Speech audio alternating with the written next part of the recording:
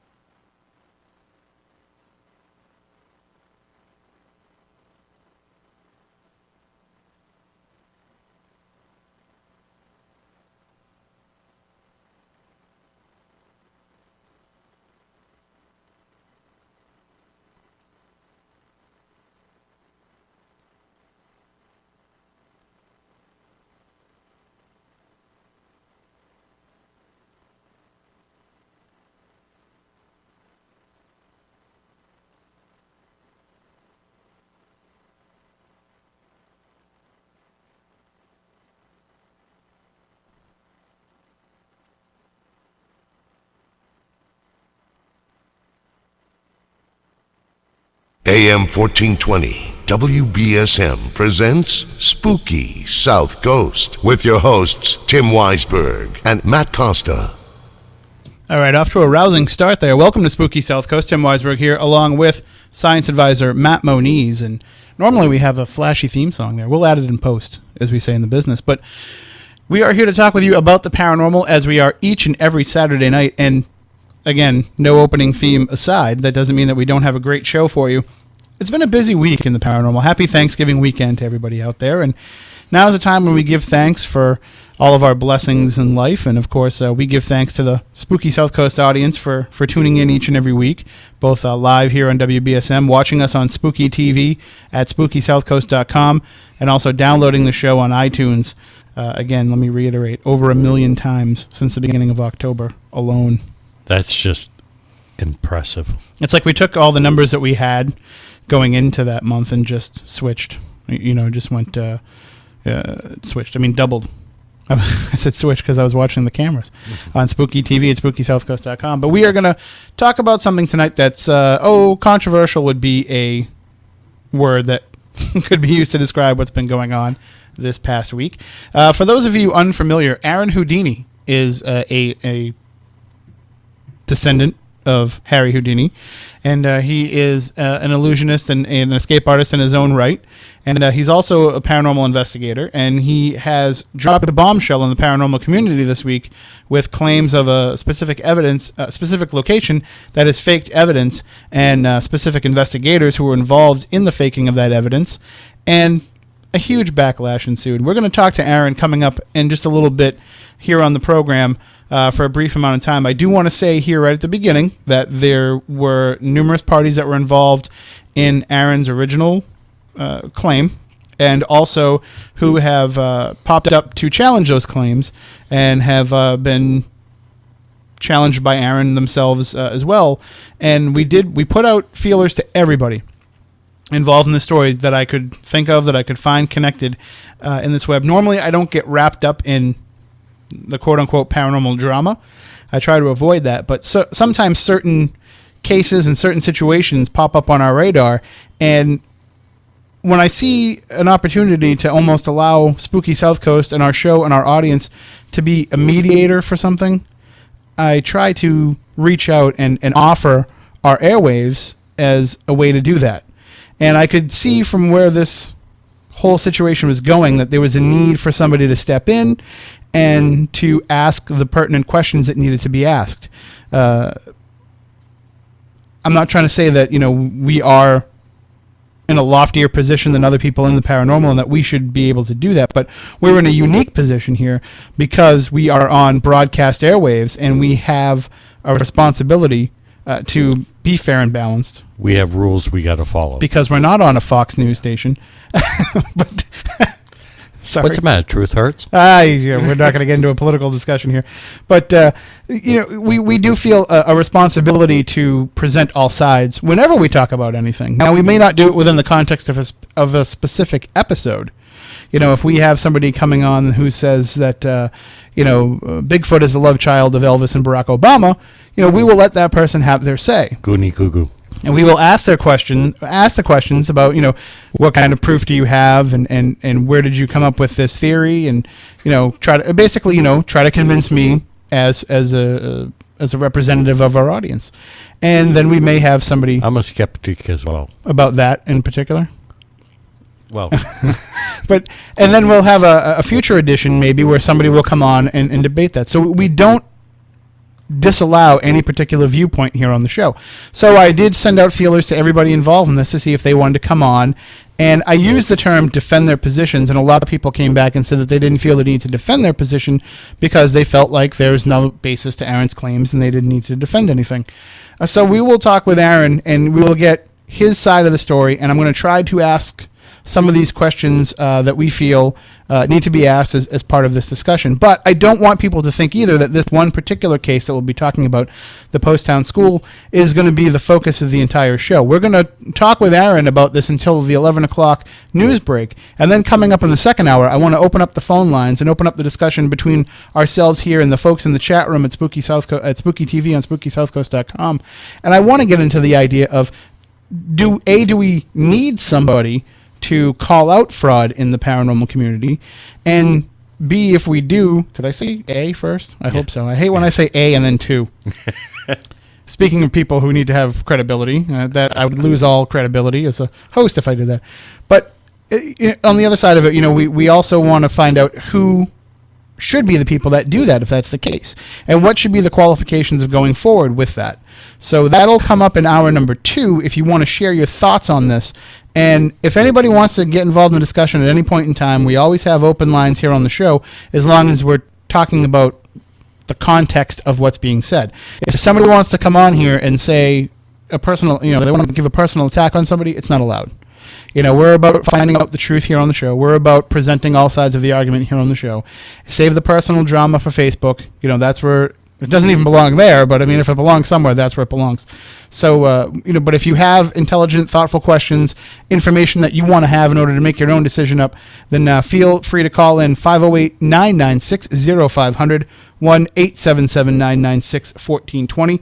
And I don't want to blow our own horn here, but, we've done this before. Yes. We've stepped into situations before where, we've tried to offer the different sides a chance to present their argument. And it's worked in the past in some instances.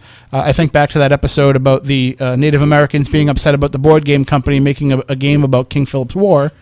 And it wound up actually being a watershed event for both sides. They both had their own viewpoints on it, and neither of them saw the actual benefits that both could reap from it. And at the end of the show, they actually wound up wanting to work together to make things right in all senses. So yeah, we did do a good job there.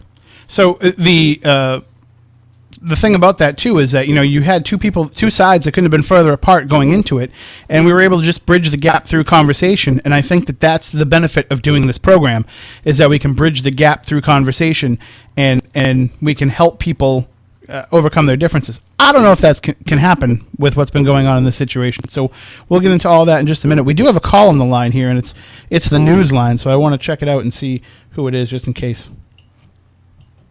Good evening, you're on Spooky South Coast. Oh, wait. Here we go. Wrong slider. Hello, you're on Spooky South Coast. Hey, Ross. Hey, Phil McDonald, one of your regulars. You usually deal with Phil Patalocas and my buddy Taylor in the morning. Hey, question. Sure. Couple hours ago, I was leaving the VFW in Dayhill Post. I guess there was a murder early this morning in 400 and Ocean Grove Avenue. Mm-hmm. Somebody said the girl's name was Rebecca Morris, and then somebody said Terry Moniz. Did you guys get a name on that one? I don't have anything here. There's nobody from the news department here right now. I will look real quickly on the WBSM website. It was one of those blips that went on the hour kind of thing, yeah. Right. I mean, I wouldn't feel comfortable, speculating. No, I appreciate it. No. I'll just. Then again, I just told you honestly. I was getting bits and pieces of it. It was like coming and going. Said, I know there was a murder because I spent a couple of years out there, and that girl sounds about my age. And about an hour ago, one of my relatives called me and said they thought that was somebody I was hanging around with. I can tell you, I don't see anything on WBSM.com. But if you are you on Facebook? Actually, no, I'm not. Okay, I was going to say, usually if you ask Taylor some questions on Facebook, he'll be able to tell you. He usually listens to the show. Still be able to load on Facebook and ask him. Sure. And I appreciate you guys. Thank you. You guys know exactly who I am. All right. I'm listening to the Notre Dame game on something, and I just took a shower. I said, wait a minute, because I just got a second phone call, and people think that's a girl like I knew like 35 years ago. So I was like, wait a minute.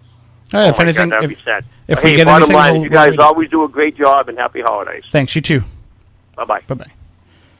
Yes, we do say breaking news as it happens that we have here on WBSM, but again, I'm sorry, there's nobody here from the news department, but hopefully if Taylor's listening and he knows anything, he can call in or shoot me a text or an email or something, and we'll let you know. So, but getting back to the idea of Aaron Houdini and these claims, again, we're going to give Aaron his say.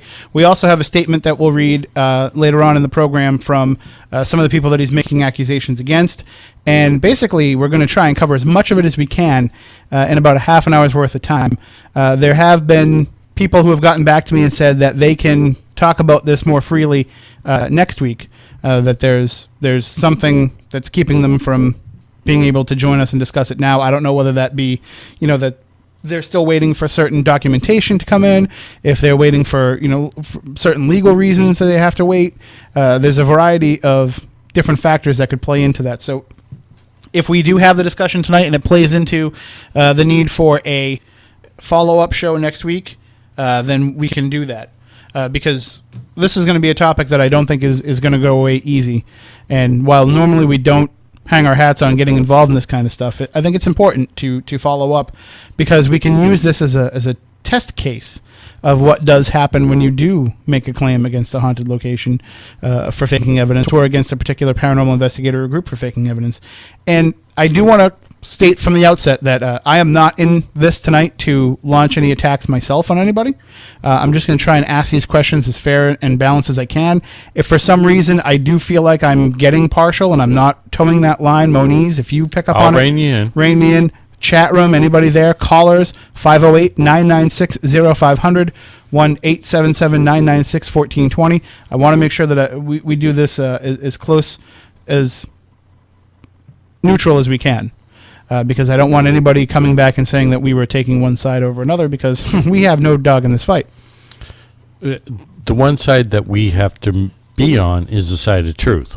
Well, or as close to it as we can, or fairness. In the interest of full disclosure, though, there may be some who question our role in this, because we do offer we are part of Legend Trips, and we do offer paranormal events for money, just as what happened in this Poasttown School incident, where we charge people to come in and investigate.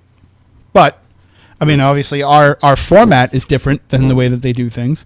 But some people may say that, we have a... Different airlines charge for flights, and different things happen on them. But they may say that we have a reason to discredit an organization who does this, because it would make us look better. That all goes out the window, excuse me, in this discussion, because what we do is... we even tell you when you buy the ticket, we're not promising you anything paranormal.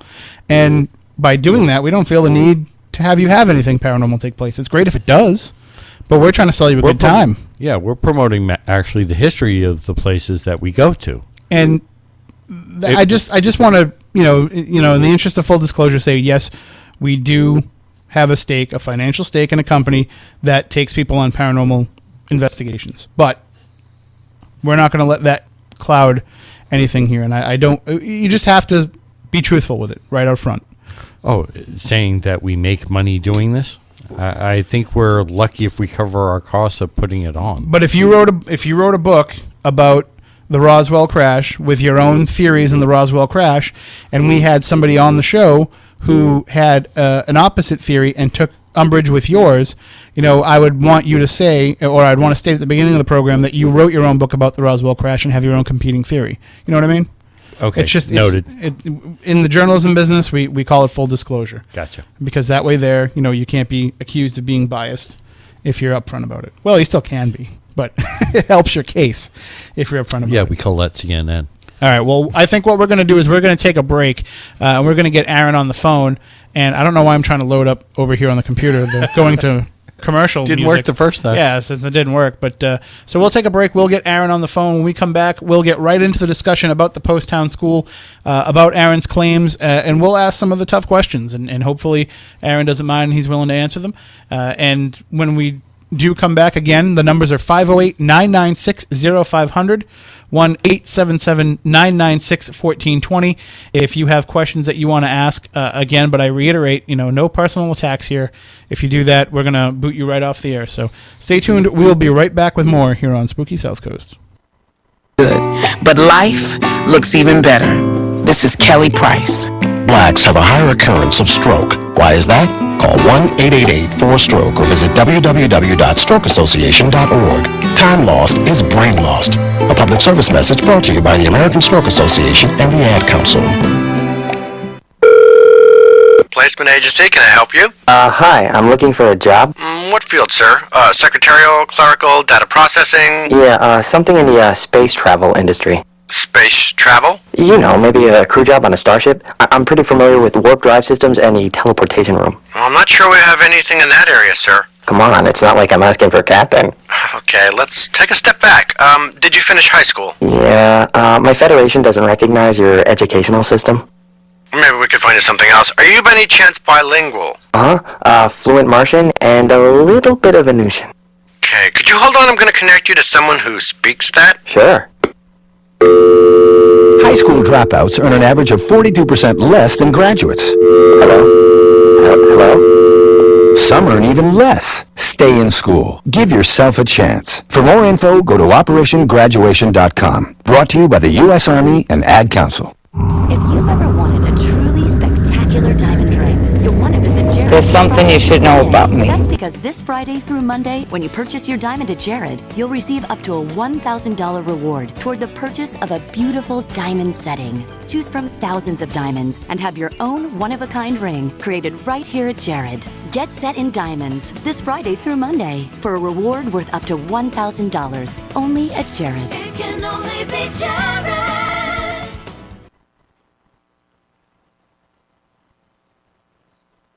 Hi, Dave Lennox here. Fall is upon us, and that means colder weather. Now is the perfect time to replace that inefficient heating and cooling system.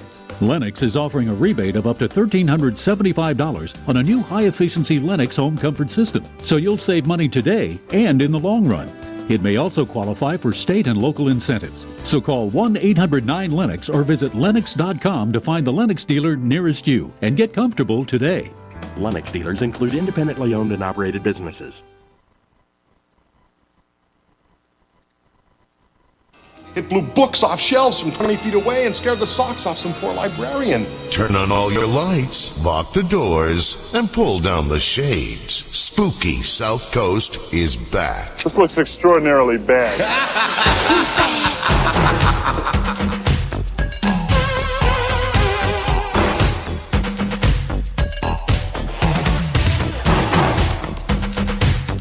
All right, welcome back to Spooky South Coast. Tim Weisberg here, along with science advisor Matt Moniz.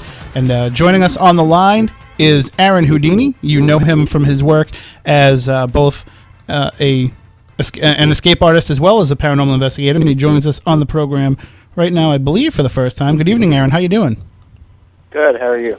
We are spooktacular, as we say here. Now, I know that we promoted one of your events that you had here in Fall River recently in conjunction with the Lizzie Boyden Bed and Breakfast, but I don't think we had the chance to talk to you directly, so thank you for joining us here on the show.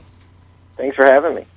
Now, I just wish it could have been under a little bit less controversial circumstances, but, normally, you're busy on Saturday nights outperforming shows. Yeah.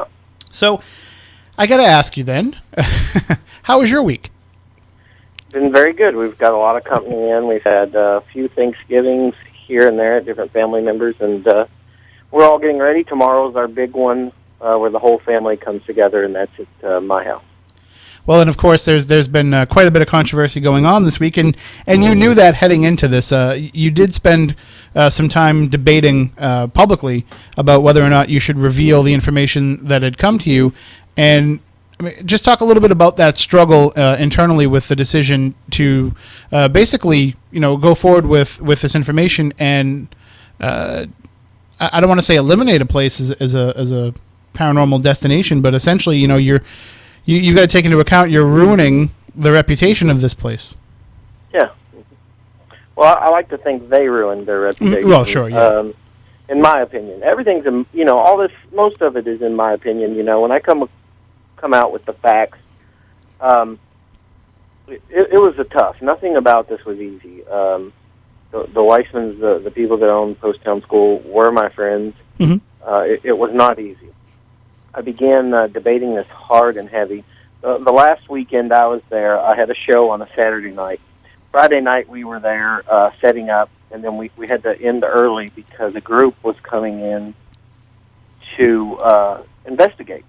This was really the breaking point for me. I had watched and been investigating the school internally. That they had no clue, as I am several other locations. Another location I'll be revealing next week, and you're actually the first time that I've told that. It's not near as popular as Poasttown School. It's an abandoned home in Kentucky that they have a certain amount of time to come out and say, I'm sorry. It isn't going to happen again. And that's the same thing I did with Poasttown. I did not want to take this public and say, Aaron Houdini, the debunker, and I know all, because I definitely don't know all. The problem is I gave them a week. And my breaking point there was a group that decided to take their anniversary and spend it at Poasttown. And they were hoaxed that night. And it broke my heart to see this family, these individuals so set and so happy to get to be at Poasttown and then get hoaxed. It was really hard. And it's not just that night. So many nights, people don't take vacations. They go, and not just Poasttown, they go other locations. And instead of them getting to choose for themselves, it's forced upon them. They heard an EVP, they heard a door slam, they saw a door slam. In some cases, they saw shadows. It's just not right. And, I would love to pass this off to a whole jury of people that want to condemn, that want to call out these places, that want to call fraud. That'd be great. But who wants to do it?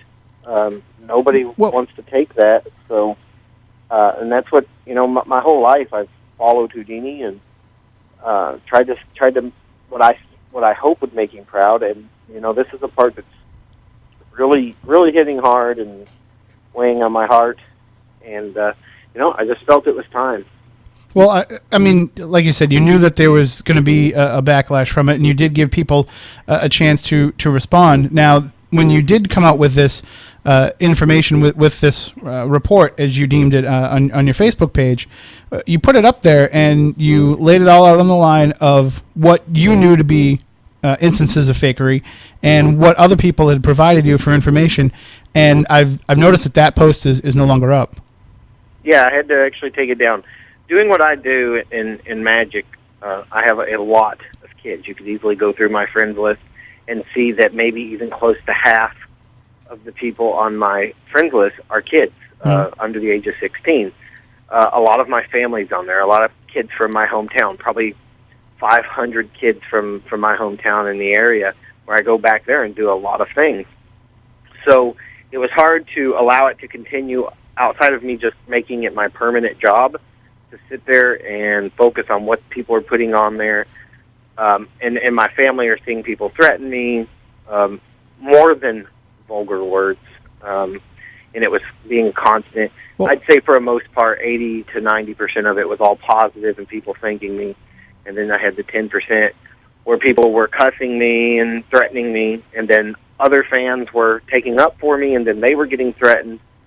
So I just could not sit there and focus on Facebook 24 hours a day and monitor what people wrote to keep others from seeing this. Well, but if that's the case, then, I mean, certainly other pages have been set up with an attempt to discredit your claims and you personally that are Facebook pages that aren't somebody's personal account. Did you give any thought to creating a Facebook page and having that exist? Yeah, as I said, this is kind of a learning process. This was my first call out, and I learned a lot from it. The next one will actually you'll not see me post. You have 1 week to apologize to the public. You have 5 days. You have 4 days. You have 1 day to apologize. You know who you are. I've contacted you. I'm not going to do that anymore. The people know they have a certain amount of time. Please, I beg, I do not want to make it personal. My first big announcement, I spent, a page begging, and I used the word, I'm begging, do not make this personal, which is where it went. It went personal. So, I'm not going to do that anymore. I'm just going to post pictures and statements and say, here it is. This is my findings. And when I do my findings, that doesn't mean I say Poasttown's not haunted.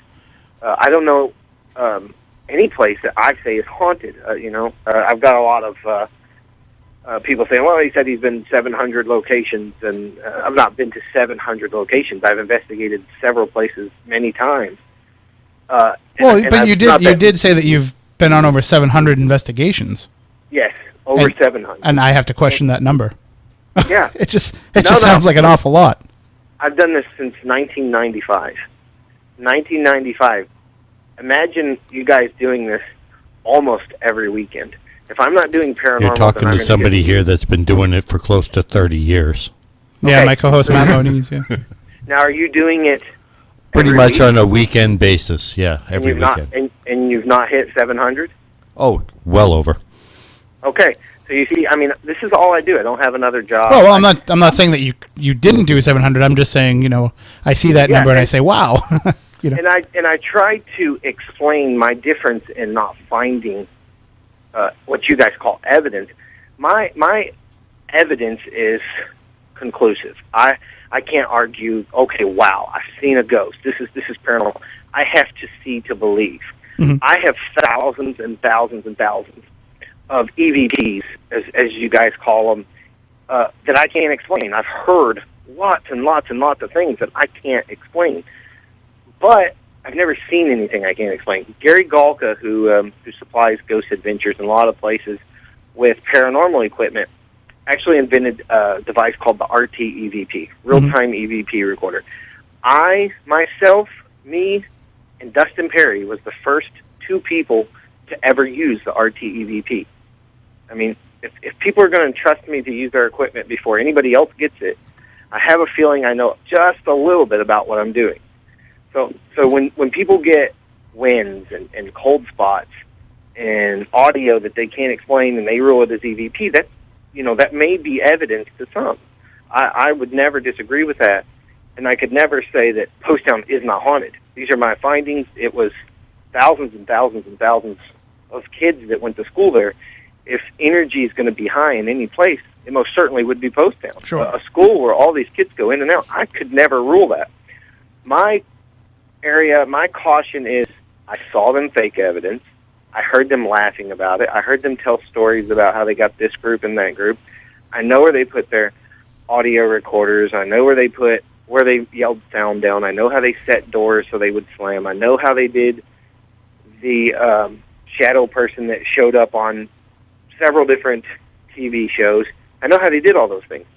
I wasn't there for your EVP or the ball rolling down the stairs. I don't know. I can't explain that. I'm just saying use caution when you're there because they're definitely faking things. Are they faking everything? I have no clue. But you say that you've witnessed them faking things on your own. Yes. Do you have any kind of recorded proof of that? Well, no. Because I got to tell you, as an impartial third person here, looking at this, I don't know you from Adam, so I don't know why I should take your word over somebody else's about somebody faking evidence. You know what I mean? There's got to be that hard evidence proof to be able to show to people. I'm just saying if you want to get the paranormal community on board with that belief, and when you don't have that, then you are opening yourself up to... Yeah, exactly. As I said, I'm learning as this goes. If I would have just came out and said, Poasttown faking thing, and every single person would have said, attacked me. No, they're not. That's crazy. I've got so much evidence from there. And I know that people are like, oh, my evidence can't be faked. It's real. 2 different times, really close friends of mine have come to me and told me about audio they got in this area at Poasttown or audio in this area. And I know that audio is fake. because it's the same audio we caught faked and the same audio I saw them use.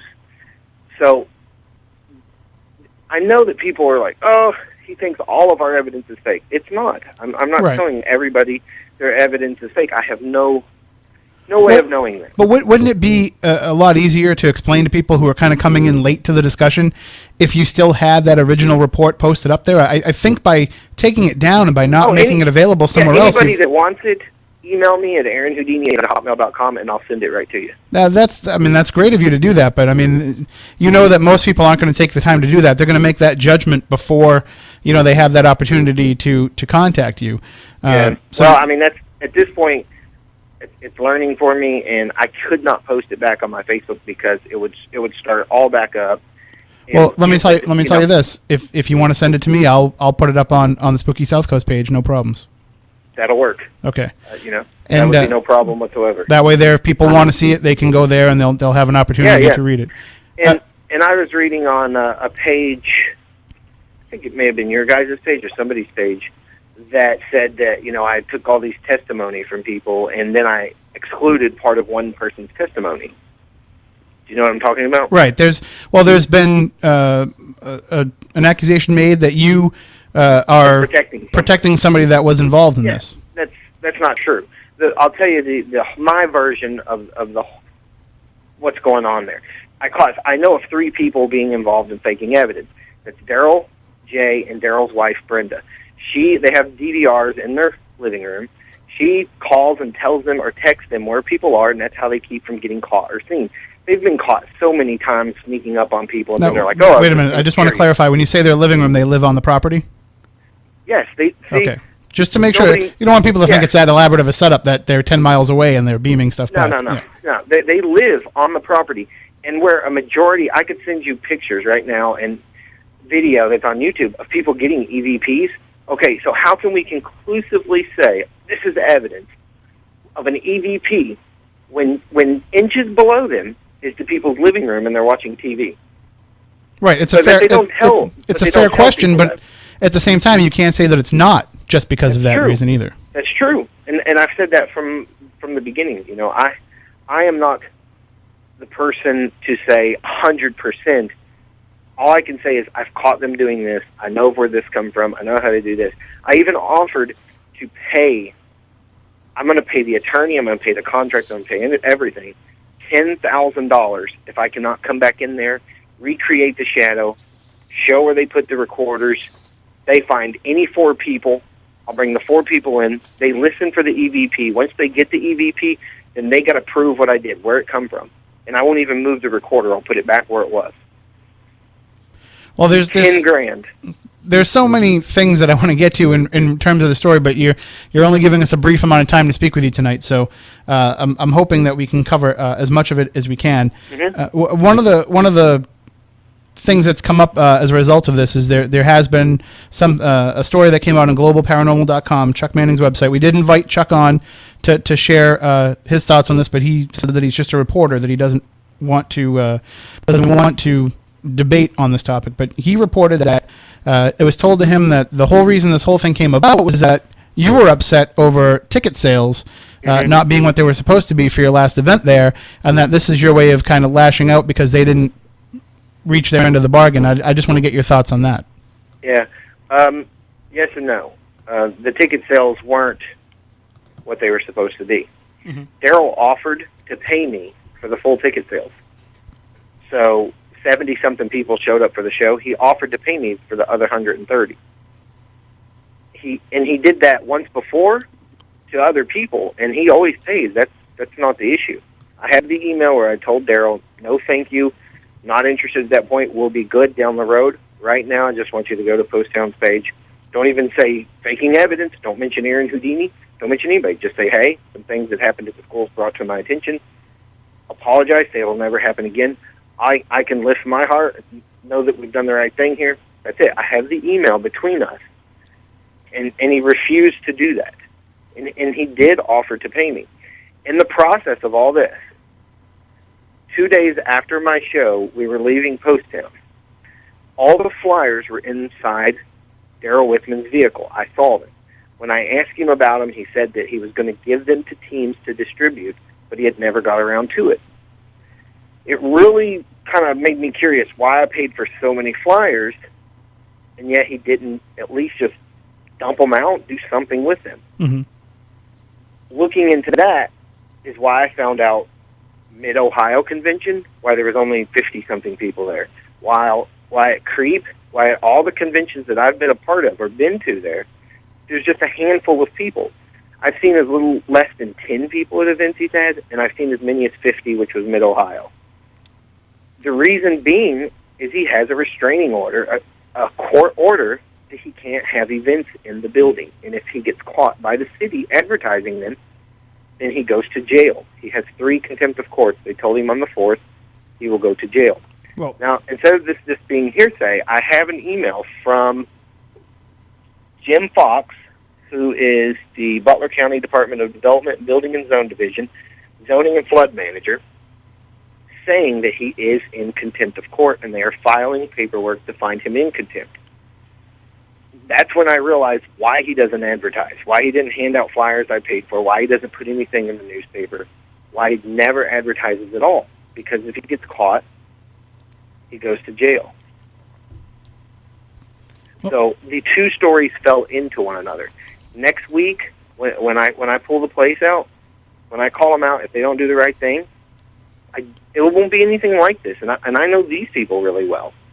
It just happened to hit at the same time. It just chance. If I could do it all over, it would have happened a lot different. Well, I know people are hurt. Go ahead. I got to ask you this though, but why you? Why do you feel the need?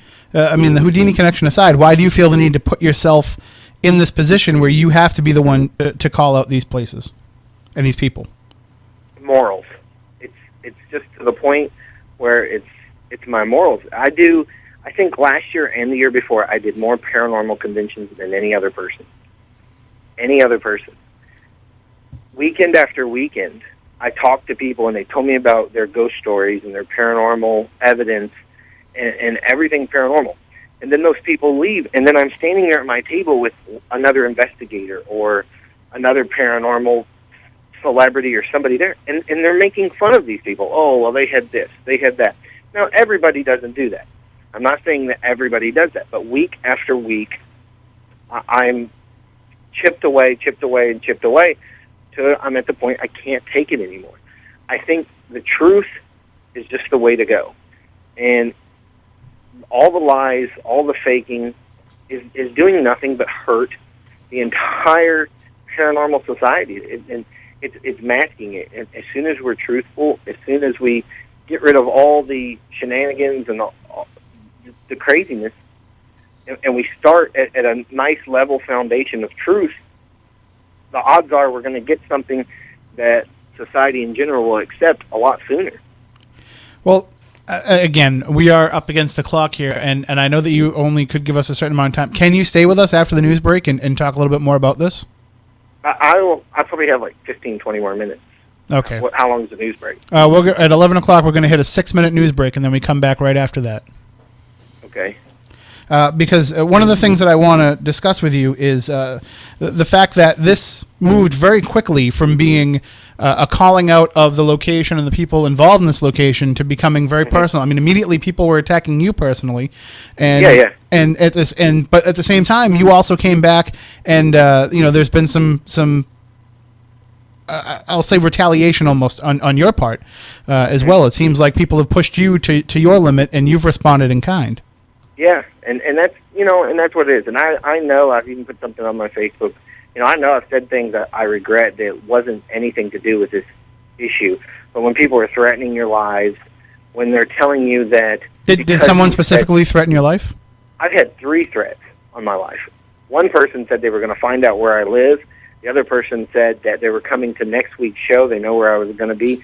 I better have bodyguards because they were going to beat me within an inch of my life.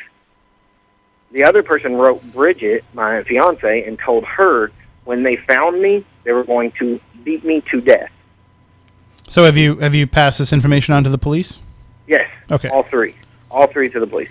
The one thing I want to cover, and I'll try my best. I'm going to go in there as you guys go to break, and I'll stay with you until after the break for at least 5 or 10 minutes. But one of the things about the building, you know, and I don't want. This is where I retaliate. I just want everybody to know I'm telling the truth to the best of my ability. I'm not making up that this place is condemned or extremely unsafe. I have the email from the zoning department that says it's unsafe. Then I'm saying, hey, look, zoning says it's unsafe. The court order, which they're saying is no longer in effect because it just had to do with haunted house, it says that it cannot be used for any special amusement as defined by Section 411. Special amusement building states any building used for public use, paid or unpaid, in any such format. Dell Whitman only has insurance on that building on Poasttown School as a dwelling because they will only insure it as his home. They would not insure it as a business because he does not have a business license, because the building inspector will not give him one because they said he's still under court order that he cannot have any event there, and it even lists even a birthday party. I'm not making these things up. All I'm doing is saying this is what they said. They say, the building department says, it is extremely unsafe. Are you planning to share these emails publicly, the ones from the zoning department, the ones from Daryl? I'll give the public the guy's email, his office number. They can call. They don't even have to believe my emails. They can call for themselves and ask, and he will tell them that any public anything there is illegal. Well, if you could send me copies of those, and if I'd like to see copies of the emails of what you're talking about too, between yourself and Daryl, if you wouldn't mind sharing, because then we can put it all up there with your statement, and people can kind of see all the evidence to make their decision. Yeah, there's no problem. All right, and when we come back on the other side, I do want to share with you. As I mentioned, things have gotten personal, and one of the things that came up were some personal claims you made against some people who had an interest in the Poasttown School, that being the Booth brothers. And I actually invited them to join us on the program, and I was speaking with them earlier today, and they've actually given us a statement to read on the air. So I will read that statement coming back on the other side, and if you can, I'll give you the opportunity to respond to some of their claims that they make in the statement too, so we can kind of at least get their take on things, even though they can't join us physically on the telephone. So, okay. All right, so we will do all that coming up in just a few minutes. Again, if you want to call in during the second hour with your thoughts, and if you have any questions for Aaron, again, we want to keep it confined to the subject matter, and no personal attacks or anything like that. The numbers are 508-996-0500, 1-877-996-1420. And again, we'll keep talking about this all night long. Even after Aaron has to go, we'll keep discussing just the idea of calling out places that fake evidence, people that fake evidence, because again, nobody wants to see it, but as you can see with Aaron and with the people who have been involved in this, it does kind of shake up people's lives pretty much down to the core. So we will talk about all that coming up in the second hour following the news. Again, we do want to remind everybody that coming up on December 8th is Odd Fest at Patriots Bar and Grill in Bellingham, and that'll be 30 Odd Minutes crew, Jeff Belanger, Moniz, Andrew Lake, everybody. Sarah's probably going to be there, I'd assume. Yep. And it's going to be a big party for everybody involved in the paranormal. Anybody that's fans of the show, fans of the paranormal, come on down. There's going to be live broadcasts of a live taping of 30 Odd Minutes. Yep. There's going to be a live taping of New England Ghost Project's radio show, Ghost Chronicles. And there'll also be a live broadcast of Spooky Southcoast. We don't know how we're going to do it yet, but we're going to do it. We're going to broadcast over the air from there. The only thing you need to bring in order to get in is one unwrapped toy for Toys for Tots. So definitely come out and see us December 8th at Patriots Bar and Grill in Bellingham. And we'll be right back with more here on Spooky Southcoast. The station the South Coast turns to for local news, talk, weather, and sports. WBSM New Bedford, AM 1420, WBSM. From ABC News, I'm Chuck Severson. Black Friday sales were down, but an early report suspects it's because of what is becoming Black Thursday. Thanksgiving Day sales were up. More numbers are due out, says Chris Angel with ShopperTrack, the retail tech company. He says there was more foot traffic this year. Traffic does indicate revenue in such a short time frame, one 24-hour period or one 12-hour period in a retail environment Black Friday. That may not be the case.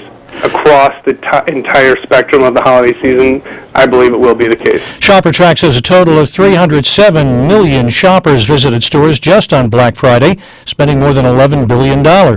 Yesterday's natural gas explosion in Springfield, Massachusetts damaged a total of 42 buildings, according to building inspectors. Tricia Burns says the blast tossed her out of bed and damaged her home. Everything was blown out. The window, the bottom windows got in the back window. All the glass was blown in.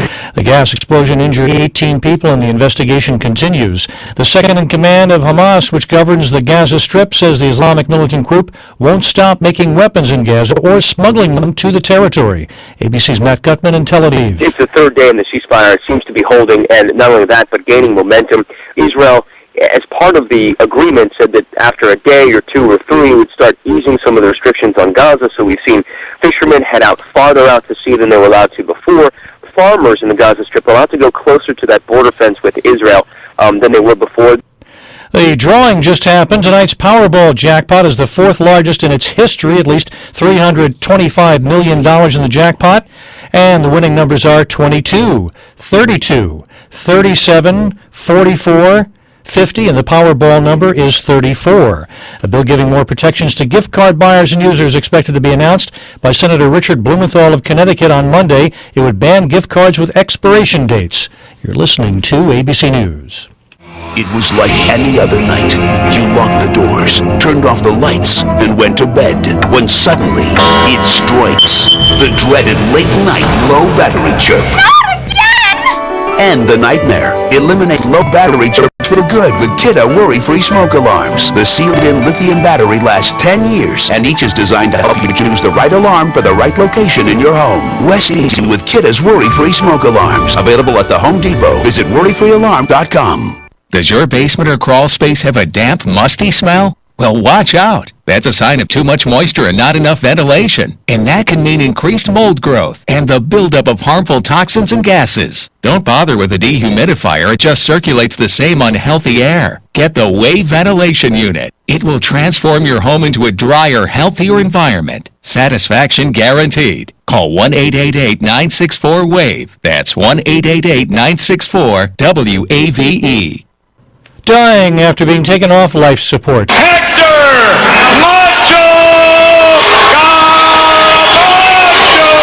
Former world title champion boxer who was 50, taken off life support in Puerto Rico 4 days after he was shot in the face while sitting in a car in a suburb of San Juan. ESPN boxing analyst Dan Raphael. Always very nice to the fans, took a lot of pictures with them, was always on autographs, enjoyed being around people, enjoyed being around the fight fans, and enjoyed being around the fight game. No arrests have been made in the Camacho killing, and officials have not revealed many details beyond police finding cocaine in the car. A long summer drought has caused a shortage of hay in Michigan. Prices are skyrocketing. The Detroit News says farmers, rescue groups, and private owners are struggling to feed their animals, cutting budgets, and even leaving Michigan to buy hay. Here's what happened when a Wisconsin woman used a billboard to advertise for a kidney donor. Stephanie Henderson's family and friends, Team Steph, bought a billboard along Highway 41 that read, "Young mother needs live kidney donor. Is it you?" That was a year ago. Next week, Stephanie gets a new kidney from a man on the East Coast who happened to see the news story last fall and wanted to help and made it through all of the testing. It's the result of a complicated nationwide kidney registry program. They swap kidneys all over the country to form a chain. A friend says no present can match what Henderson is getting this Christmas. ABC's Joan Bennett. This is ABC News. Do you have unfiled tax returns or owe the IRS or state more than $10,000? If you don't take action now, your tax problem is only going to get worse. Seizure of property, bank levies, wage garnishments, and potential criminal prosecution. Call the experts at U.S. Tax Shield for help at 1-800-334-5070. Our tax advisors will review your case for free, inform you of your rights, and give you a guaranteed quote. And we have an A+ rating with the BBB, so get protected. Call U.S. Tax Shield now at 1-800-334-5070. Chuck Sievertson, ABC News. My name is Tom Thornton. And my name is Cindy Thornton. We've been married 38 years, we're retired, and this is how we live united. We play golf and we travel, but we also decided we were going to give to and volunteer with United Way at our community free health clinic. I do the nursing at the clinic. I work the front office, checking in patients, greeting them, making them feel comfortable. United Way is how we contribute, because we know our time and money are going to the right places, the places that need it most and implement it best. Judging by the thank yous we get at the clinic, I'd say we're doing the right thing with our retirement, too. We even get a few bless yous. It's incredible. We're Tom and Cindy Thornton. We volunteer at our community free health clinic, so we don't just wear the shirt. We live it.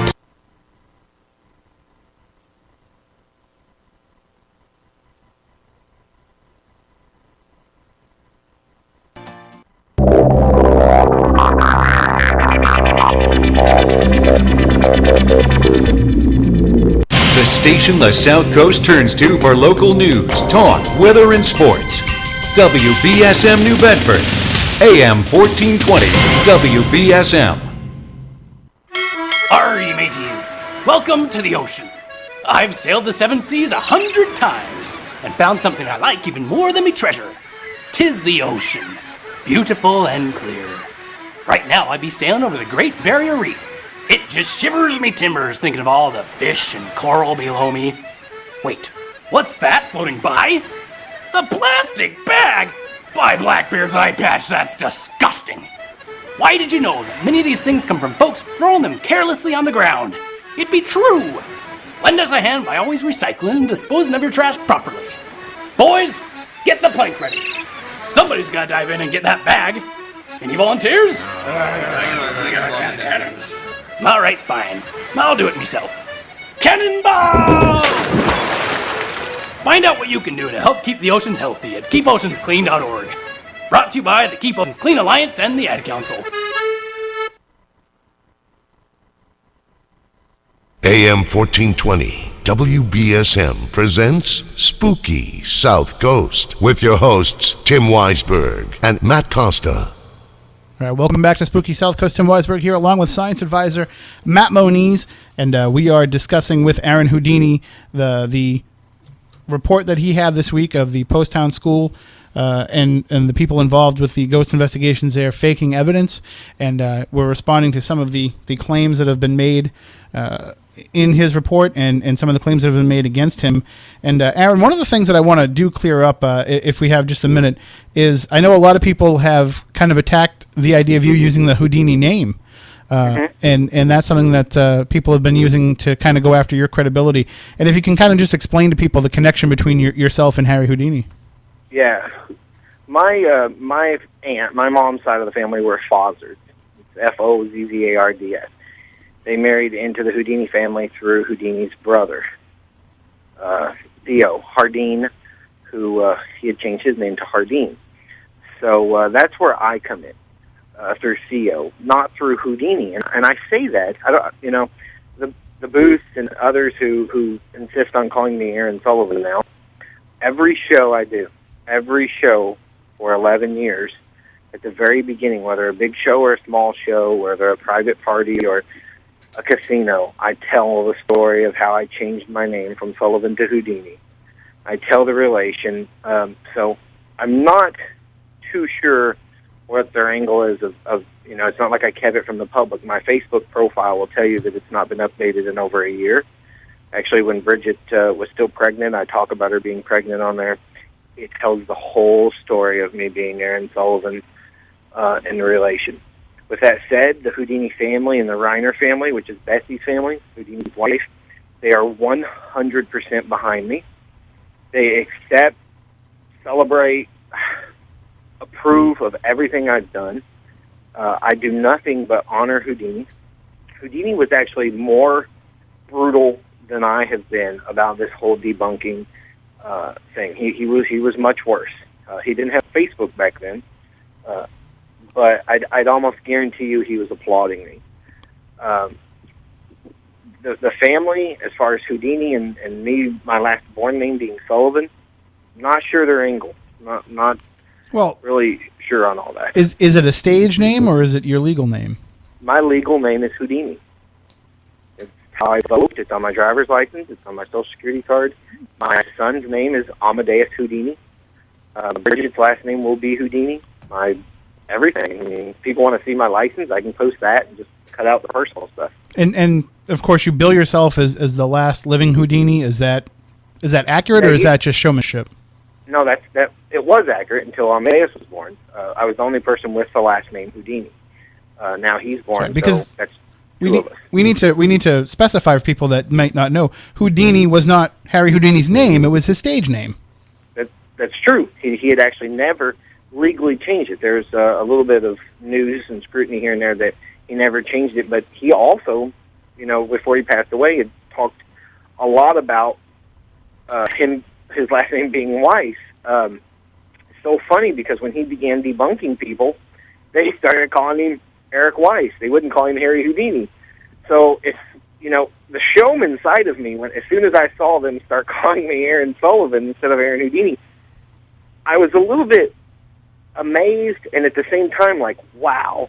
And those close to me and those that write about Houdini and everything that saw this happening, they started calling me and writing me emails saying, can you believe this? I mean, everything I do, even things that I don't mean to do, fall back to that story. So the showman side of me was, I don't want to say excited, I don't know what the word is, but I was like, wow, talking about reliving it. So, I mean, just to clarify, though, making the claim of being the last living Houdini at the time, before your son was born, you kind of win that by default. There were no other Houdinis. They went by the family name, so. Yep, by default. All right, so I just wanted to give an opportunity to kind of clear that up, and to also for our listeners who are unfamiliar with your work, just to kind of know a little bit more about you. All right, now I know that we only have you for a few more minutes, and I want to get into this statement. It is kind of lengthy, but I'm gonna read the whole thing to you. Now, This came about because the Booth brothers were not original targets of yours in this report. And I say target meaning they weren't people who you named as being involved in this, but they kind of took up the mantle of asking for, from what I could read on Facebook, asking for more proof, and things kind of got ugly from there. So I'll read. Kind of like shooting at somebody, but then the ricochet bullet hitting somebody else. That's exactly what happened with the Booth brothers. I wasn't aimed toward them. I'm learning from this, but I see their point, where they're coming from, and why it affects them. But it wasn't meant to affect them in any way. All right, well, I'm going to try and read this to you as completely as I can. Again, it's like 3 pages. So, all right. Oh, wow. Official statement under penalty of perjury. To the best of my knowledge, I accept this is true. This is, of course, coming from Phillip Booth. First off, I have no ties to any parties. I love them all, so this is extremely sad for me. This is about the truth. That's it. This does not prove or disprove beyond the shadow of a doubt that Poasttown evidence was faked or the building is or isn't haunted. This statement shows a deeper insight on a potential cover-up, those involved in the gross misinformation in general. Also, misinformation regarding the building being condemned. Without any documented proof available, it's a strong case of he said, she said. And again, Aaron, I'm going to read this whole thing, and then I'll give you a chance to respond to some of the claims. Yep. Aaron and I were friends. This all started when I received an email from him saying his heart was heavy, asking my opinion on a matter he had posted on Facebook. Little did I know he had sent out hundreds of text messages and emails on this matter. To me, this seemed unusual. When I first heard of Poasttown allegedly faking evidence, I was shocked. They are great people that are involved there. I don't understand why Aaron was so focused on bringing it down at all costs. The owners who run the establishment treated everyone like family, including Aaron and also myself. I was so confused it didn't make any sense at all.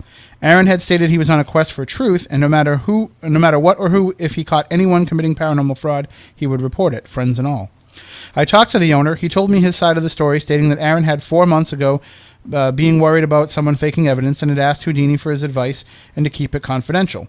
This was a shadow figure running down the hall. The owner indicated that it may have been another named individual and his old team that had faked it before he joined his new team.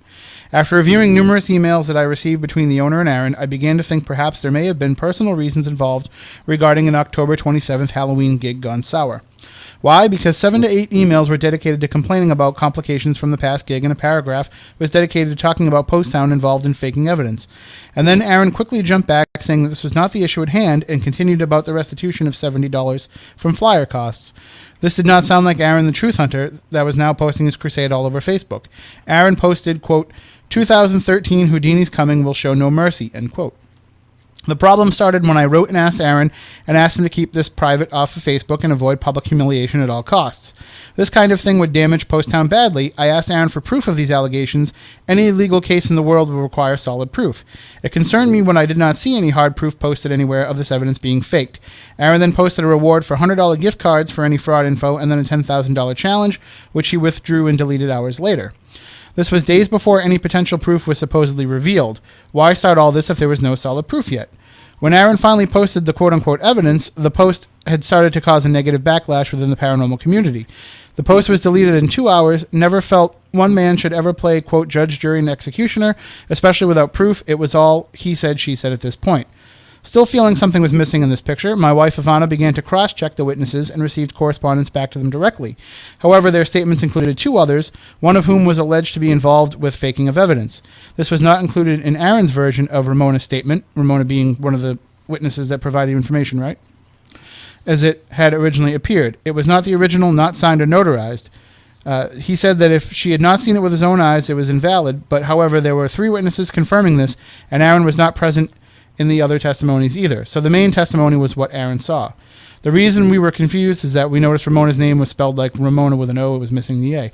The original statement testimony Aaron and we received indicated 3 sources, not just the owners were allegedly involved in faking, but also 2 newly named individuals were involved. Ramona's statement claimed to be one of them used a sound file of a little girl saying mommy on a cell phone to create an EVP, and that this was caught on the monitor from the DVR. Hard proof, while the other rolled the ball down the hallway as a trick. The other testimony was only seeing the owner, quote-unquote, sneak around. After more discussion, Aaron agreed that this evidence had been indeed presented to him originally, and Ramona confirmed it.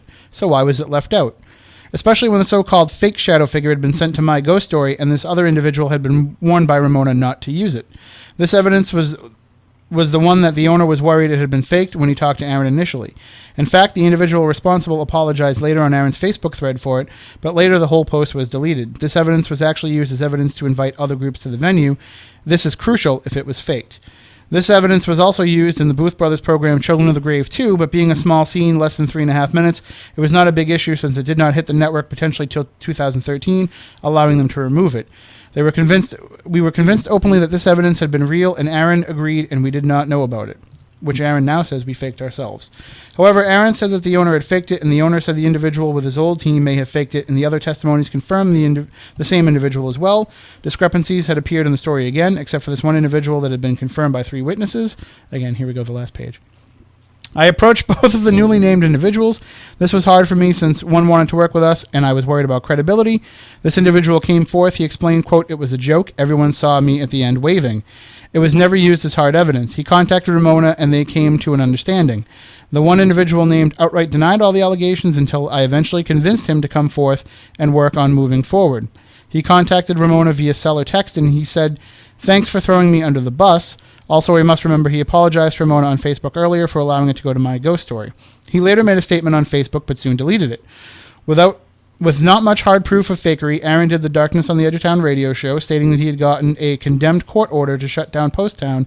This was for excessive, quote, asbestos and lead paint within the building.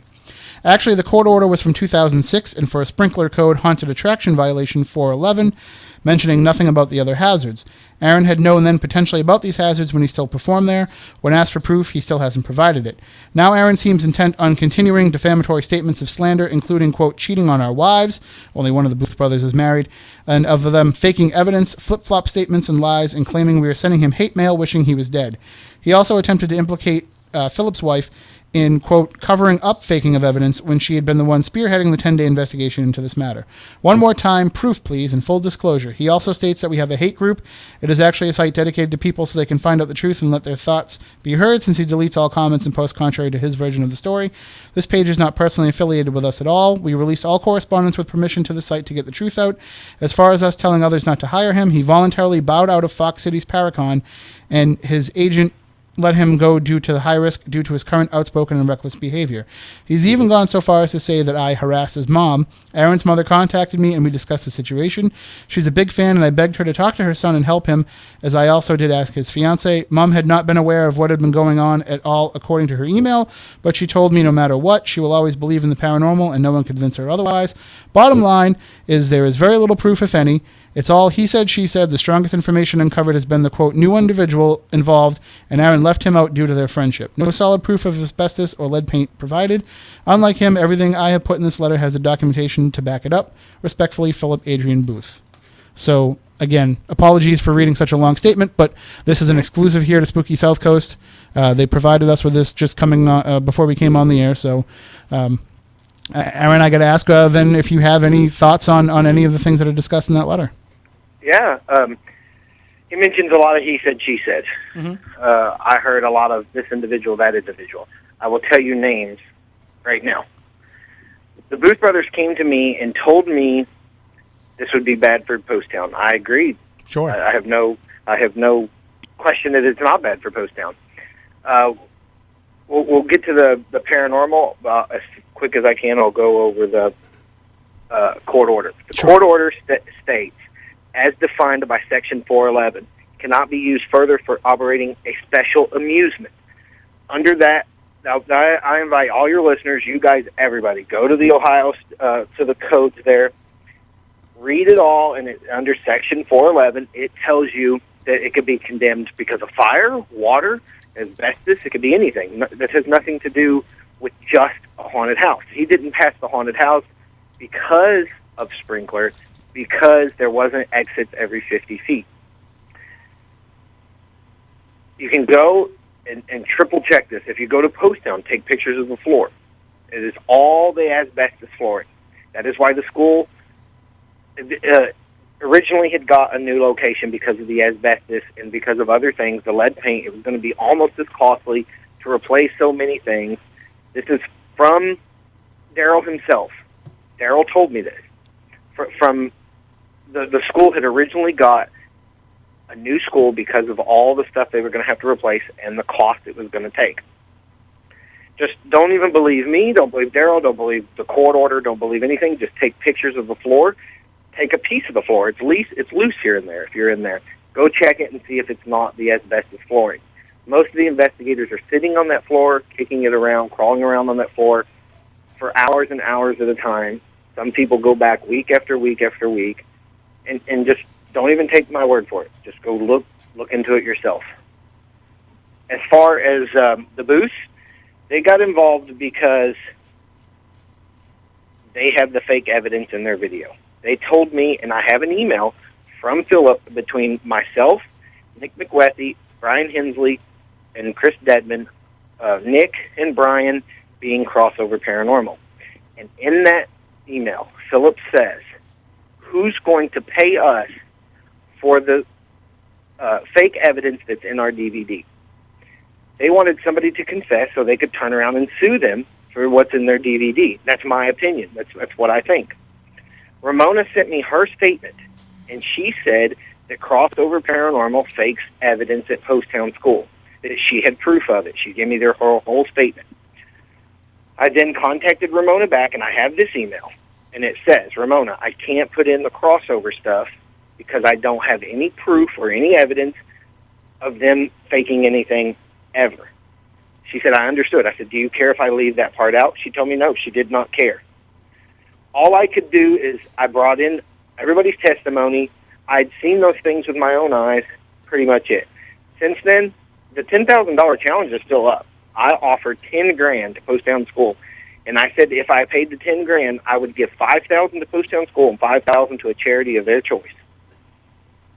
If I can't recreate their shadow person, if I can't show how Daryl Wisman makes door slams, if I can't show where the EVPs come from, if I can't show why lights turn on and off by themselves, if I can't show that and prove it, and somebody catch me and tell me how I did it, then I will get $5,000. That still stands. That has never been retracted. I take things off my Facebook page because I'm getting threatened and harassed and so forth.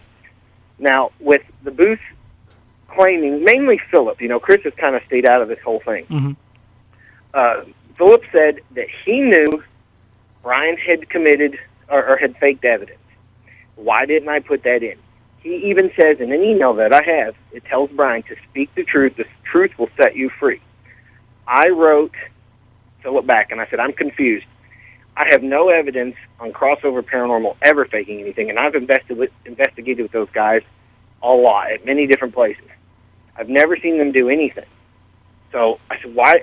And Nick is about to begin work with Spook TV. Why do you want me to throw them under the bus when I have no proof of them faking anything outside of a statement when he's going to be a part of Spook TV? He then writes back and says, Nick will no longer be a part of Spook TV. I'm sorry, but eventually somebody will bring this up. It's just not going to work. and insist on me calling out Brian and Nick. I have emails between Mike Roberts and Ivana, Phillip's wife, where she says her and Phillip knows that I'm protecting Brian and that he faked the evidence. Once again, I've never seen him fake evidence. Mm-hmm. I have other people who said they believe that Brian and them didn't. When the shadow person was created that was sent off to my ghost story, Brian and Nick was there.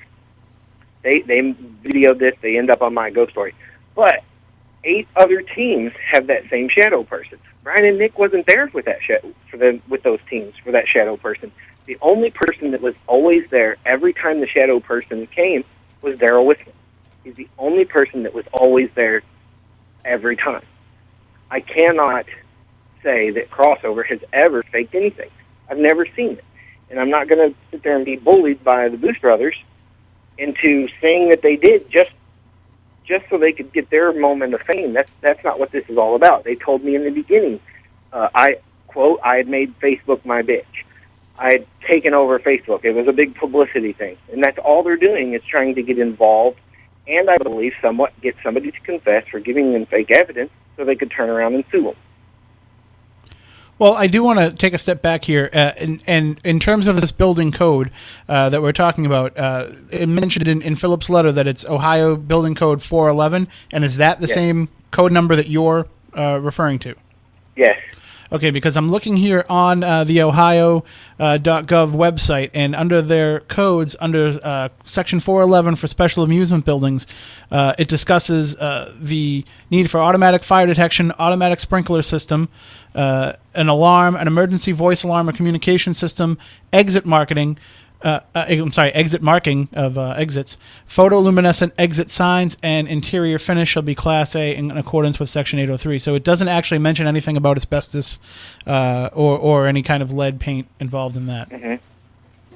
All I can read to you, I'm not looking at it, is what the court order says. Mm-hmm. And it doesn't say, does that section say anything about a haunted house? While you're there, while you have it, because I just don't have it. It just says special amusement buildings. I'm just speaking here off the cuff. I can't imagine any particular state code would mention haunted locations specifically. Yeah. That's what the zoning manager told me. But in the court order, it says anything.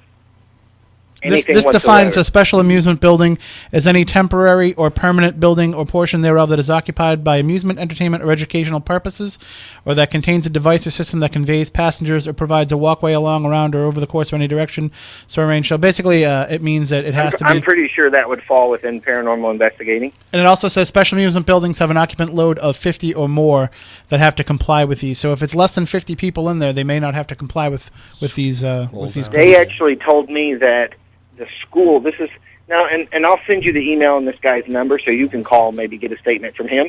His name is Jim Fox. He's Butler County Department of Development. Okay. His phone number, his office number is 513-887-3608. And he says that they cannot have more than 5 children in their residence at a time because it's so dangerous. More than 5 children in their residence. And as far as charging or not charging, anywhere in the building, even a birthday party, anything whatsoever is illegal. Well, but that's a different story. When there's children involved, that's different.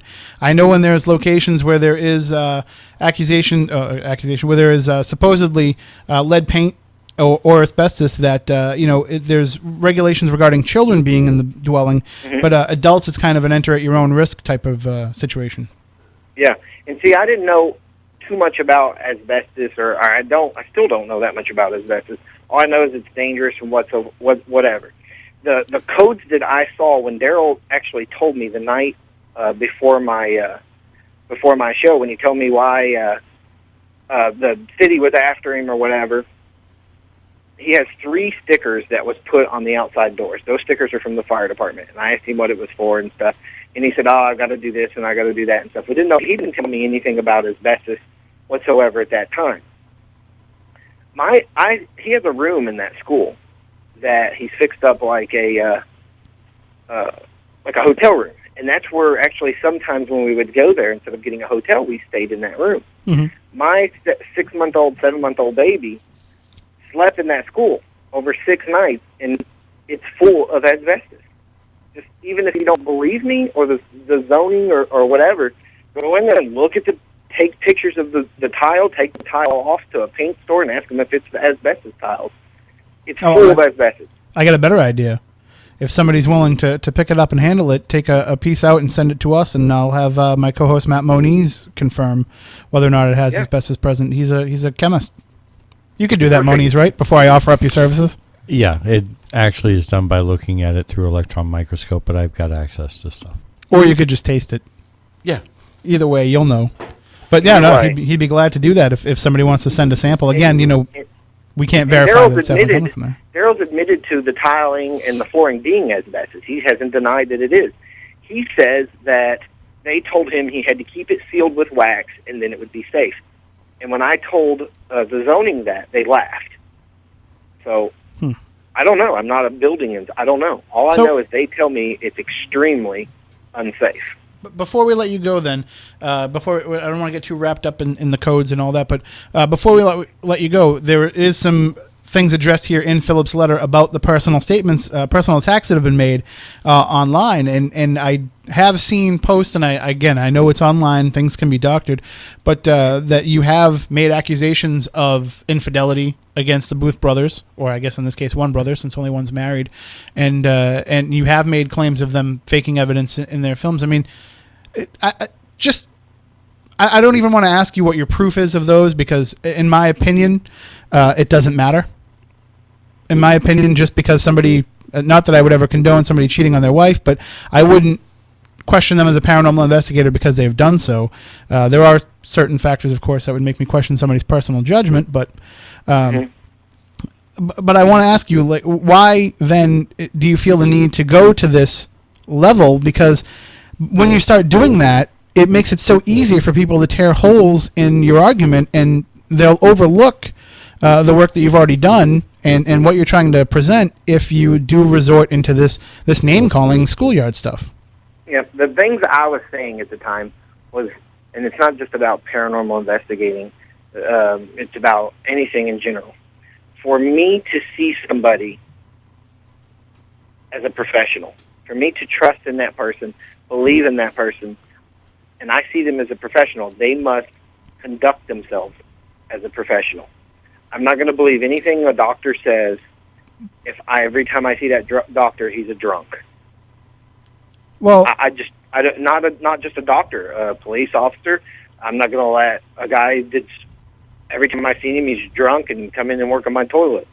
Anybody whatsoever, for me to see you as a professional, then you have to conduct yourself as a professional.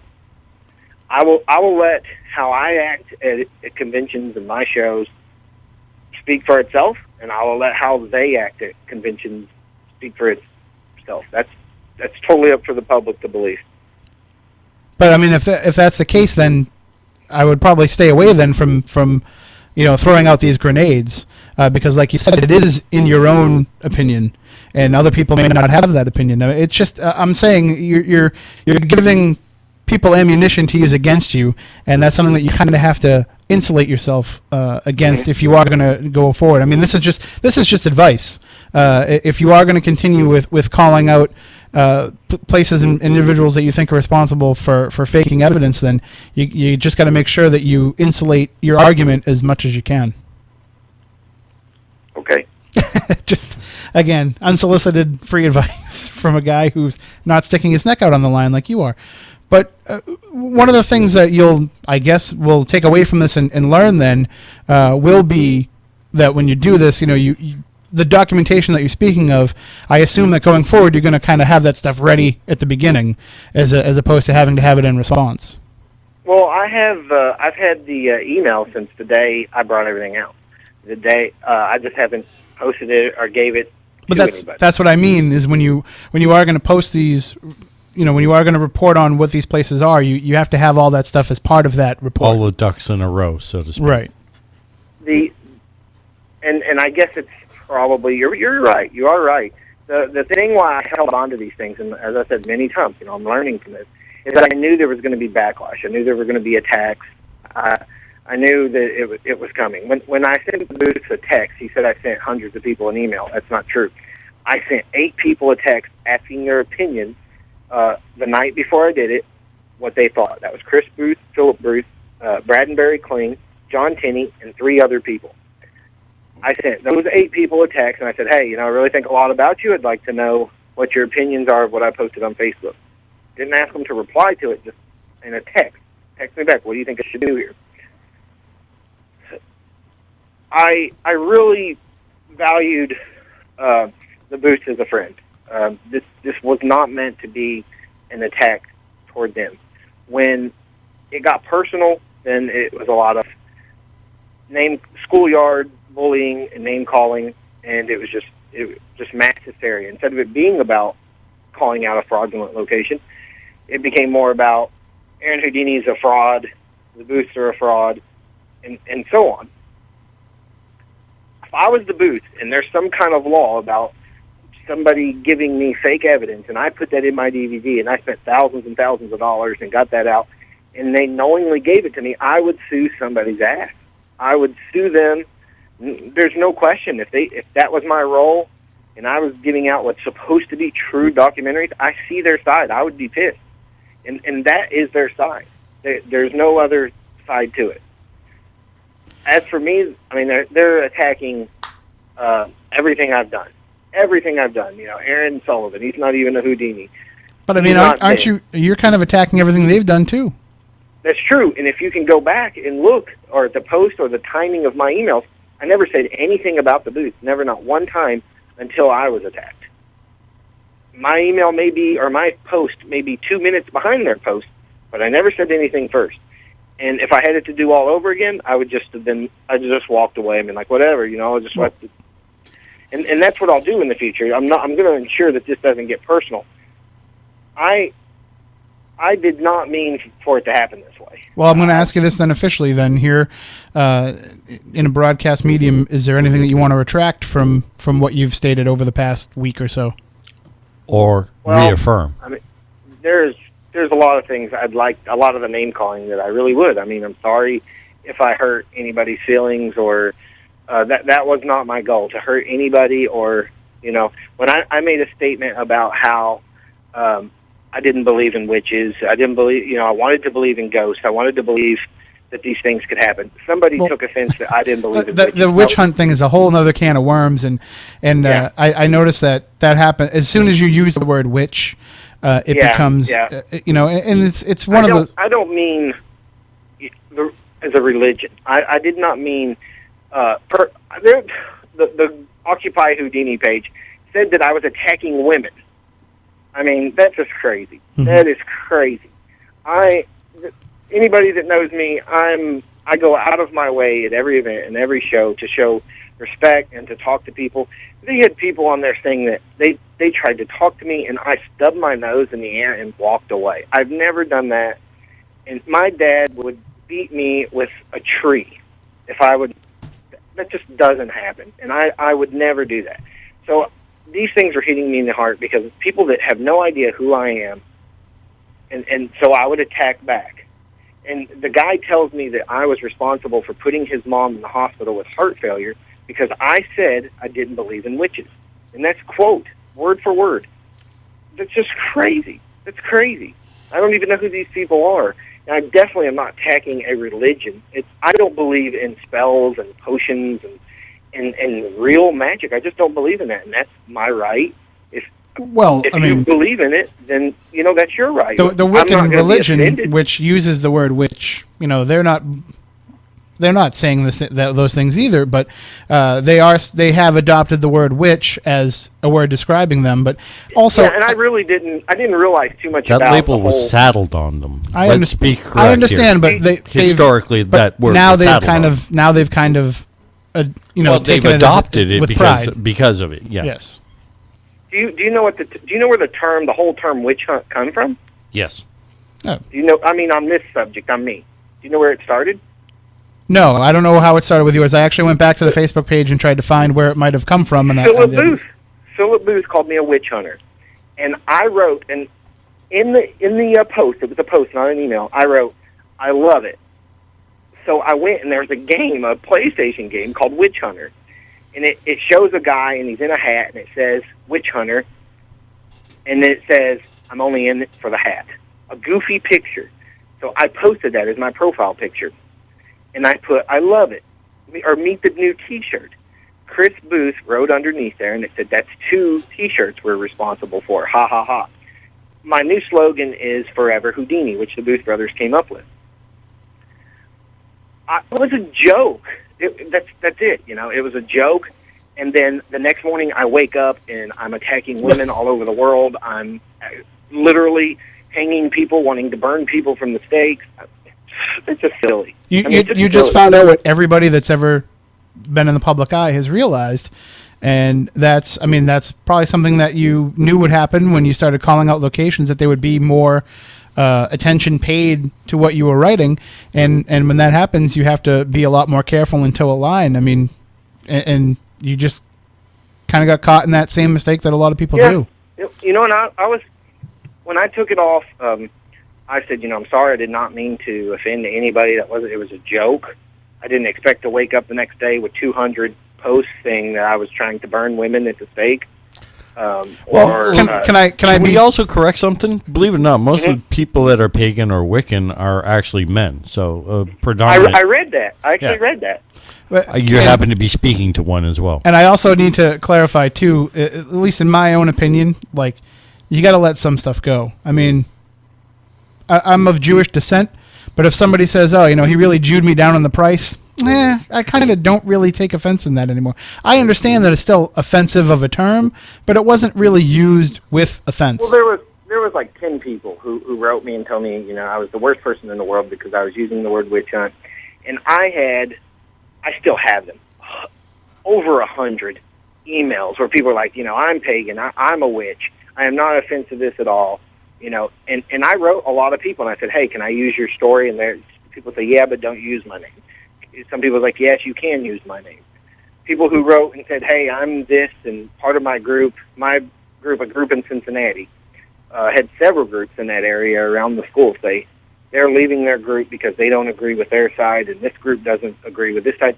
So all these groups are splitting up over this, and I just was like, wow. In 3 days I had over 600 Facebook emails. My Facebook wouldn't even open. I couldn't get my phone would not open my Facebook app. I had to go to the computer and do it. Mm-hmm. It was just crazy how this exploded and turned into everything but a paranormal fraud location. It turned into everything but that. And I just want to clarify a little bit because there's some questions in the chat room again. I don't think that these terms should be cool to use, but I also think that if somebody does use them, you got to kind of give them the benefit of the doubt and ask them, hey, did you really mean that? So like if somebody said, oh, he really... The term witch hunter has nothing to do with a witch. It's somebody to debunk and call out. If you look at dictionary.com and type in witch hunter, it doesn't even have anything to do with a witch. So I really didn't see the harm in it. And there's also some questions popping up in the chat room about some other comments that you made, particularly about other women. And I'm getting inundated with questions here in the chat room to ask you about a particular comment that you made to somebody. And I don't want to get into all of the lashing out that you did. Is it the fat comment? Right. Yeah, I know which one you're talking about. Do you want to apologize for making that comment? If you saw the whole email, you would know that I wasn't telling the person they're obese or fat. The entire email doesn't even go like that. The entire email is where I did call her crazy, and I stand by that. I think that lady was crazy. Here you go. Here. No. Keep digging that hole a little deeper.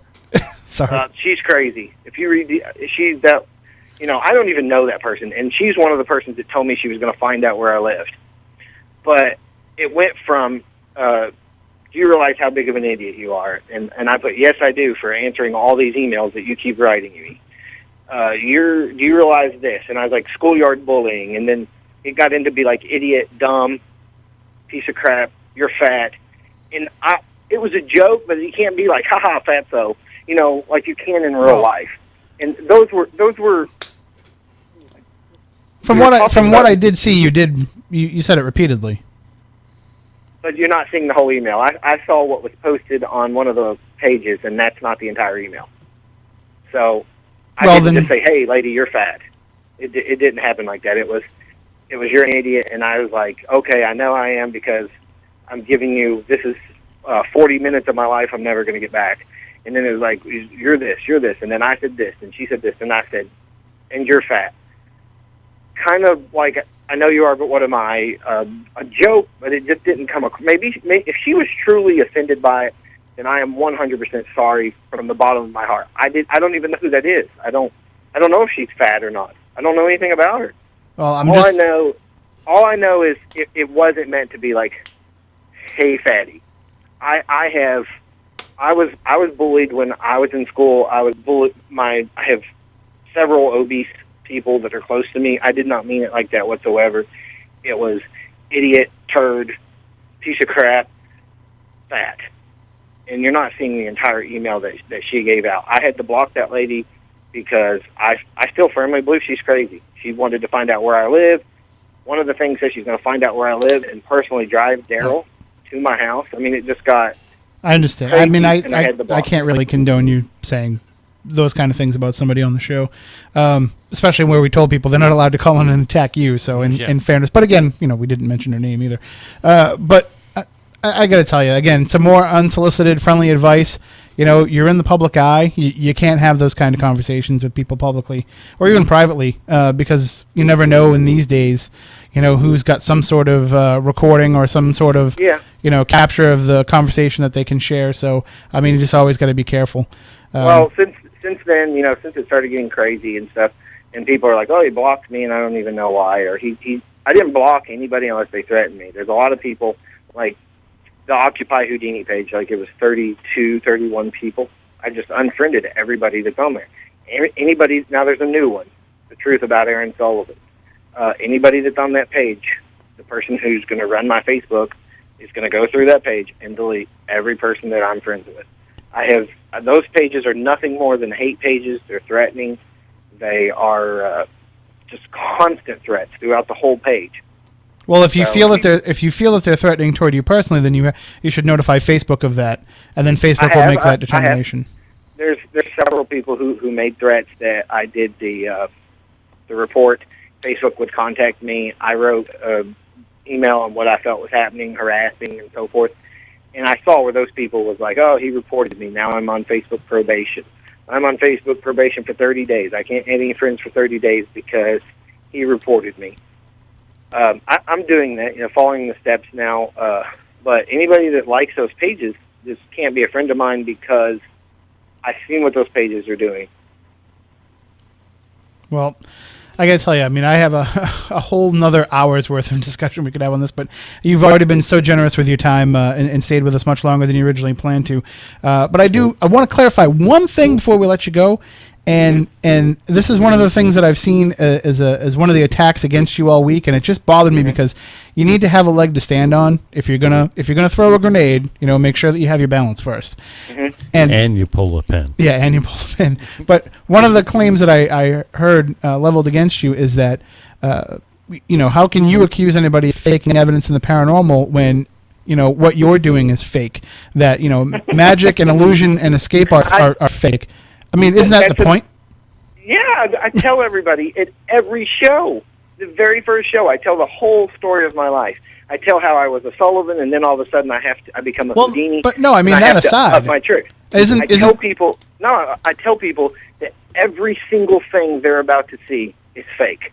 They're all tricks, and they laugh at me. People laugh because I'll do a trick and I'll be like, "Don't be too amazed. You could do it too for $19.95." Well, I mean, they're like, "Oh, you don't tell people the truth about how you can get out of those things. It's because you're double jointed." Well, like that's. I'm not double jointed. But even if you were, that's kind of the point. You know what I mean?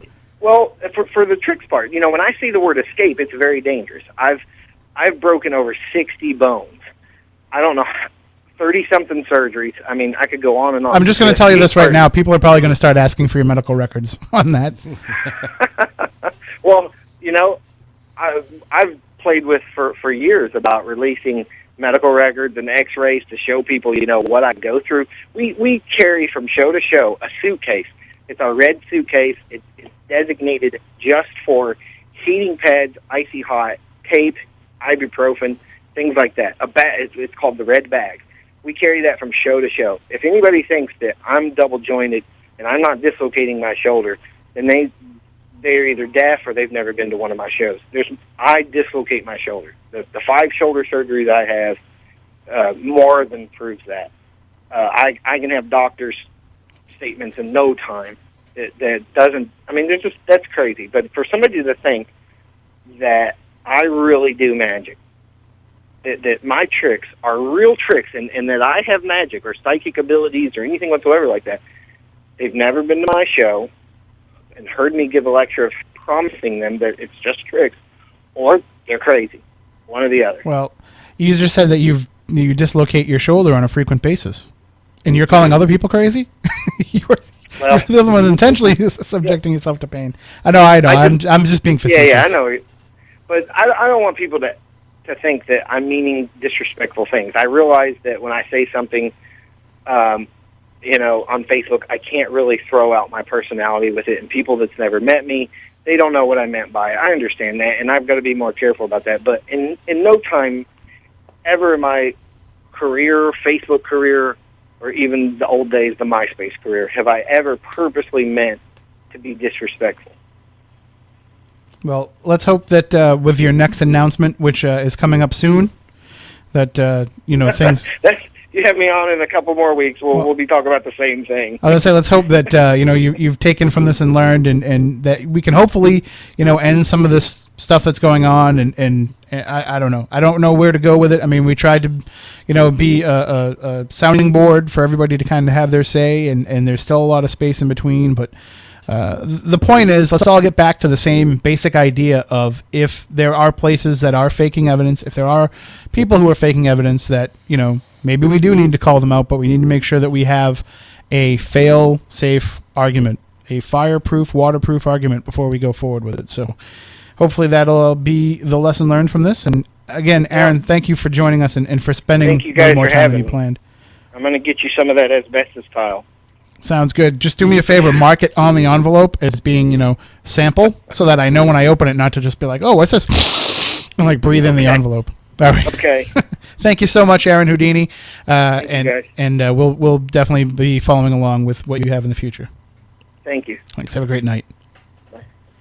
All right. Now, we ended up not having time at the end of the show here to go further with the discussion about whether or not we need to have people standing out there at the forefront of this. I mean, Aaron has taken up this mantle on his own, and at the very least, I mean, whether you approve of what he came out and said, whether or not you approve of what ended up devolving as a result of that, you do have to kind of respect somebody that is willing to stick their neck out and to make these claims, knowing the kind of backlash it could have. I don't think Aaron realized what he was getting into when he did it, but Moniz, you've done this for a long time, and you've been an investigator for a long time, and I'm sure you've encountered situations where you weren't quite sure if things were on the up and up, if they were 100%. Let me just throw this out there to you, and just something to think about, and you don't even have to give an answer if you don't want to. But we're very tied into the Lizzie Boyd and Bed and Breakfast. Okay. We've investigated that place numerous times, and we're very close with Leanne, the owner. And we also have a financial stake to a degree because we do Legend Trips events there as well. So we have a lot to go on at the Lizzie Boyd and Bed and Breakfast. And we've had profound personal experiences there. And we've been there when other people have had profound personal experiences there. I'm not saying this has ever happened. I'm just using this as a hypothetical. But if we found out that, for example, Leanne or some of the staff were faking evidence over there, then, what would be your feelings on that? As somebody who's both a friend and somebody who is a colleague in terms of the paranormal side of it, I mean, what would be your thoughts on that? Would you feel the need to expose that if you found out that it was to be true and you had irrefutable proof? Well, if I had irrefutable proof, I would have no other recourse but to make that public. But knowing the people that work there and knowing, it would never happen. But I have, as working in there for so many years, I've seen a lot of stuff that people pass in, and I've seen some stuff that are fakes. We've basically ferreted out several videos and other photographs where people have deliberately faked stuff, and people go in there and rig stuff at night, when they rent out the place for themselves with string and this and that, and then try and put up videos. Oh, this is what we got. But, they still leave their evidence there in the morning, forgetting that, there are people that, still go in there and have to clean up the mess. And is it something that's going to stop in this industry? No. You're always going to have people that are going to be, let's call them just dishonest, just for this sake. But the sad part of it is when somebody does fake evidence, it puts a stain on the real evidence and the real experiences that people have had. And that's the sad part about it. I mean, there's no benefit for faking evidence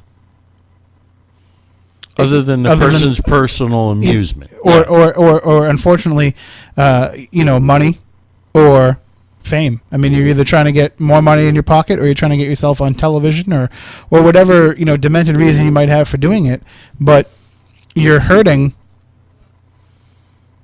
not just the location and the people involved, but an entire field. People fake all kinds of things, not just in the paranormal. How many times do you hear of people trying to raise money for this kid who has cancer? It turns out the kid take off with the money. Yeah, Right. and this happens all the time. What it is this particular subject matter has people's a personal attachment to it for their own reasons.